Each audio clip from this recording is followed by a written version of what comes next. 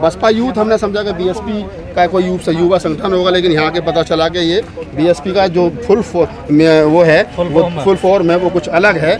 क्या नाम है आपका? प्रीतम सिंह। प्रीतम सिंह जी, महंगाई आपको भी लगता है महंगाई है? महंगाई है, गरीब लोगों के लिए है, पैसे वालों के लिए कोई महंगाई नहीं है। गरीब लोगों को अगर कंपनी में सैलरी लेने जाते हैं तो आज के दौर में केजरीवाल साहब ने कहा कि मैं 17,000 रुपये एक आम आदमी को सैलरी दूंगा। आज ये कोरोना के महाकाल में ऐसा हुआ, उससे पहले हुआ, उसके बाद जब अब जाते हैं तो लोगों को बोलते हैं कि आपको 6,000 रुपये में नौकरी करनी है तो करो, नहीं तो नहीं करेंगे। केजरीवाल को सोचना चाहिए कि जो आज मजदूरों के लिए कहा था वो करना चाहिए। आज का कान बंद करके और आंखें बंद करके बैठे हुए हैं केजरीवाल साहब। महंगाई पिछले 4-5 साल से निरंतर बढ़ रही है। जैसे आपने एलपीजी का जिक्र किया, पेट्रोल बहुत ज़्यादा आसमान छू रहा है। किसान की अगर बात करें तो किसान की दवाइयाँ हैं, डीएपी है, सबके रेट आसमान छू रहे हैं। लेकिन आप मुट्ठीभर लोग जो है वो रोड पर आकर के, जंतर मंतर पर आकर के प्रोटेस्ट कर करके, एक सांकेतिक धरना करके, इससे बेनिफिट क्या मिलेगा? आम लोग जो है, आम जनमानस है, वो तो नहीं आ रहा रोड पे। सर, आम जनमानस नहीं आ रहा है। हम चंद लोग, देखने में चंद लोग ही हैं, लेकिन चंद लोग ही अपनी आवाज़ बुलंद कर रहे हैं। इसी के लिए मैं सभी साथियों का धन्यवाद करता हूं जो लोग यहाँ आए हैं बीएसपी यूथ के संगठन के बैनर तले। बीएसपी यूथ जो संगठन है, मैसेज जा रहा था कि बहुजन समाज पार्टी का संगठन है, क्या कितनी सच्चाई है इसमें? नहीं, ऐसा कोई सच्चाई नहीं इसमें। 0% सच्चाई है कि ये बीएसपी से कनेक्टेड है। बीएसपी से जुड़े कुछ लोग जरूर है इसमें, जो पार्टी से या तो खफा चल रहे हैं या अलग हो गए हैं या फिर एक कार्यकर्ता के रूप में काम कर रहे हैं। नहीं, आपने कहा कि बसपा से खफा हो गए, बसपा से अलग हो गए, क्यों बसपा से खफा क्यों हो गए? नहीं, कुछ है उनकी अपनी इंटरनल उनका विरोधाभास है, वो एक अलग मैटर है। लेकिन आज जो मुद्दा है, एक कॉमन मुद्दा, आम जनता का मुद्दा, उसको लेकर हम यूथ सारे एक है। नहीं, यूथ सारे एक हैं। आप महंगाई को लेकर के प्रोटेस्ट कर रहे हैं, कोई बड़ा चेहरा नहीं है। आप जैसे आपको लग रहा है कि आप जितने यूथ हैं यहाँ पर, आपके कहने से या आपके इस प्रोटेस्ट से कोई सरकार के कान पर जू रहेंगे? सर, बड़े चेहरे की ज़रूरत भी नहीं है कि बड़े चेहरे तो बैठे प्रशासन में बैठे, पार्टियों में बैठे, वो कर क्या रहे, मलाई खा रहे हैं।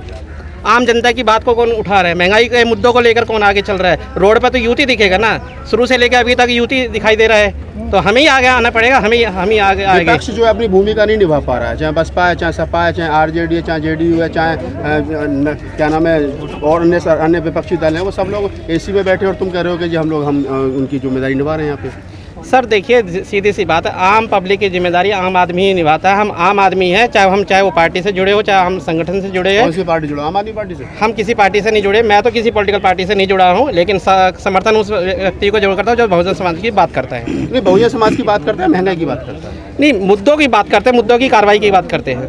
जो भी आम मुद्दे हैं हमारे, आम पब्लिक से जुड़े हुए, थोड़ा सा बताओ मैं दर्शकों को क्या मुद्दे? सर मुद्दे हैं, एजुकेशन को लेकर है, महंगाई को लेकर है, हमारे रोजगारों को लेकर है। बहुत सारे ऐसे कॉमन मुद्दे हैं जिस पर आदमी की जरूरत है, जो रोजमर्रा की जरूरत है, उसको लेकर कोई रोड पे नहीं निकल रहा है। महंगाई को लेकर आज यूथ आप देख रहे होगे, वैसे चंद मुट्ठी भर है, कहते हैं ना माचिस की एक तीली वो है, लेकिन जब आग लगती है तो पूरे उसको लेकर जला देती है। तो हम आज माचिस की एक तीली सही, लेकिन आने वाले टाइम में ये पूरी आग जलेगी, क्योंकि पूरे भारत की समस्या है। कोई एक व्यक्ति की समस्या नहीं, घर घर की समस्या, हर एक आदमी की समस्या है। हर एक आदमी की समस्या, घर की समस्या। थोड़ा सा और आगे चलते हैं। क्या नाम है आपका? मेरा नाम दिलीप गौतम है। दिलीप गौतम जी, महंगाई कैसे लग रही है आपको? बढ़िया मोबाइल, बढ़िया घड़ी, बढ़िया चप्पल, बढ़िया तो सब कुछ है, कहाँ है महंगाई?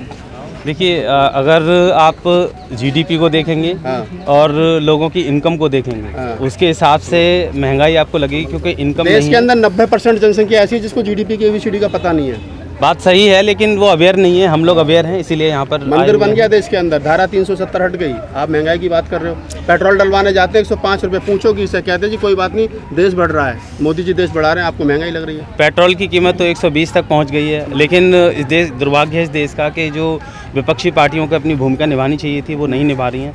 रही हमारी बात, हम ठीक है संख्या में ज़्यादा नहीं है, लेकिन यहाँ जितने भी हैं वो सारे यूथ हैं, अवेयर हैं, ठीक है, और इन मुद्दों पर संवेदनशील हैं। सबसे बड़ी बात, जो बीएसपी यूथ जो ऑर्गेनाइजेशन है, एक जो संगठन है, वो चाहती है कि इस तरह के मुद्दे सरकार उन पर संज्ञान ले, और आज के समय में जो समस्या बनी हुई है देश के अंदर महंगाई की, उस पर थोड़ा गौर करे। क्योंकि जब तक महंगाई रहेगी, लोगों का रोज़गार नहीं होगा, तो दिन ब दिन लोग गरीब होते जाएंगे। अब हम इस मुद्दे को क्यों उठा रहे हैं ये भी आप जान लीजिए। जहाँ तक मैं बात करूँ बीएसपी यूथ की, बहुजन समाज पॉलिटिकल यूथ, ये जो संगठन है, क्योंकि बहुजन समाज के लोग ज़्यादातर जो है वो बहुत ज़्यादा धनाढ़ नहीं हैं। देश के अंदर जो धनी वर्ग के लोग हैं उनसे काफ़ी हद तक डिप्राइव्ड हैं, और वो जो रोज़ की हमारी रोज़मर्रा की जो चीज़ें हैं उनसे बहुत ज़्यादा त्रस्त हैं, परेशान हैं। और हम चाहते हैं कि सरकार इस चीज़ को ध्यान में रखे, महंगाई की जो दर है उसको एक लिमिट में रखे, जो इन्फ्लेशन होता है उसको एक लिमिट में रखे, जिससे कि जो बहुजन समाज के लोग हैं, जो गरीब तबके के लोग हैं, वो खाने पीने की जो बहुजन समाज है कौन, जरा ये और क्लियर कर दो, कौन है बहुजन समाज? देखिए, बहुजन समाज वैसे अगर देखा जाए टेक्निकली तो SC ST OBC माइनॉरिटी कहते हैं, लेकिन अगर आप बहुजन समाज की बात कर रहे हो, कितने लोग OBC के जरा हाथ खड़े करना यहाँ? एक भी आपके साथ OBC का आदमी? कोई बात नहीं है, कोई बात नहीं है। अच्छा, लेकिन ST का है कोई, जरा बताना। मुसलमान है कोई, बताना। नहीं, ये टोटल चमार है। कहाँ बहुजन समाज है साहब, किसको बहका रहे हो? लेकिन मैं आपको बता दूं, भले ही नहीं है, लेकिन जब हम आवाज़ उठाएंगे उन लोगों को भी इस बात की जानकारी लगे कि हमारी आवाज़ कोई और उठा रहा है। सन 80 से लेकर के आज तक बहुजन समाज बनाया जा रहा है। बिल्कुल सही बात है। 40 साल हो गए, मान्यवर साहब काशीराम चले गए, बहन जी ने बहुजन समाज का सर्वजन समाज कर दिया। हाथी संघ बजाएगा, हाथी ब्राह्मण संघ बजाएगा, हाथी लखनऊ जाएगा, ये वो। आप तो वहाँ से यहाँ तक आ गए, आप फिर बहुजन समाज पर टक गए आकर के। नहीं, वैसे आपकी बात सही है, बहुजन समाज बनाने में हम असफल रहे हैं, लेकिन प्रयास जारी है और हम इसीलिए कॉमन मुद्दों को लेकर चल रहे हैं जो सभी को इफेक्ट कर रहे हैं। और बाकी रही बात हमारे इस संगठन की, तो हम भले ही छोटे दायरे में हैं, लेकिन जब हम आवाज़ उठाएंगे दूसरे संगठन हैं उनको भी ये बात पता चलेगी, पार्टियों को बात पता चलेगी, हो सकता है हमसे इंस्पायर होकर वो भी आगे आएँ और इस मुद्दे पर आपने कहा कि जो लोग विपक्षी दल थे उनको काम करना चाहिए था, आवाज़ उठानी चाहिए थी, नहीं उठाए। विपक्षी दलों की क्या मजबूरी रही है, क्यों नहीं बोल रहे वो जनरल मुद्दों पे? ये बेहतर वही समझते हैं। हमें तो लगता है कि विपक्षी पार्टियों को आवाज़ उठानी चाहिए। जब हम जैसे छोटे संगठन या हम जैसे जो आम नागरिक हैं वो इतने अवेयर हैं, तो उनको भी अवेयर होना चाहिए और इन मुद्दों पर संवेदनशीलता जताते हुए जनता की आवाज़ बनकर आगे आना चाहिए। तभी हम लोकतांत्रिक वैल्यूज़ को जो है ना ट्रैवल कर सकते हैं, नहीं तो हम हमेशा ऐसे ही चिल्लाते हैं। चलिए और एक दो साथियों से बात कर लेते हैं। क्या नाम है आपका? सोमवीर सिंह। सोमवीर सिंह, आपके जो पूर्व के साथी उन्होंने कहा कि विपक्षी पार्टियों को जो है वो अपनी भूमिका निभानी चाहिए। लखनऊ से ट्वीट होता है, महंगाई हो, बलात्कार हो, किसी का शोषण हो, कुछ देश भर में बहुजन समाज पर या गरीब पर कोई घटना घट जाए, सिर्फ एक ट्वीट होता है। कैसे देखते हो? देखिए, मैं राजनीति चलेगी, मैं उस चीज़ पे ज़्यादा एक्सप्लेन नहीं करना चाहूँगा, क्योंकि वो उनका तरीका है, वो जैसे चला रहे हैं वो चलाएं। बट हमें लगता है कि ये हमारी जिम्मेदारी है और महंगाई बढ़ रही है तो आम जनता की आवाज़ उठाना भी हमारी जिम्मेदारी है और इसलिए कॉमन कॉज है, इसलिए हमने ये इनिशिएट लिया है।